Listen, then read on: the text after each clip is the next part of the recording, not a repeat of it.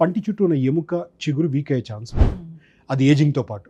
ఎందుకు అవుతుంది? పళ్ళ మధ్యలో మైల్డ్గా అప్పటికే కొన్ని వాళ్ళు చేసిన హ్యాబిట్స్ వల్ల, లేదంటే రకరకాల తప్పుల వల్ల, లేదంటే బ్రషింగ్లో లోపాల వల్ల సన్న సందులు ఉంటాయి. ఆ తిన్నటువన్నీ ఇరుక్కొని అక్కడ క్యాలిక్యులస్ అని ఫామ్ అయ్యి చిగుర్లు, పళ్ళు, ఎముక అంతా కూడా వీక్ అవుతూ పోతూ ఉంటుంది.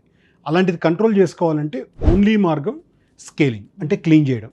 6 monthsకో లేదా 1 yearకో ఒకసారి ప్రాపర్గా డాక్టర్ దగ్గరికి వెళ్ళి కానీ క్లీన్ చేసుకుంటే 40 years వాళ్ళ లైఫ్ అప్ టు 100 years వరకైనా కూడా ఆ టీత్ని ఇది చేయొచ్చు. దాంతోపాటు వాళ్ళు 40 years ఏజ్ వాళ్ళు అప్పటి నుంచి తీసుకోవాలి జాగ్రత్త ఏంటంటే, తినొచ్చు, అన్నీ తినొచ్చు, కానీ జాగ్రత్తగా తినడం. బఠానీలు తిన్నప్పుడు అన్ని బఠానీలు కాబట్టి ఏదో 1-2 ఉంటాయి, టప్పని బట్టి పళ్ళు ఇరిగే ఛాన్స్ ఉంటుంది.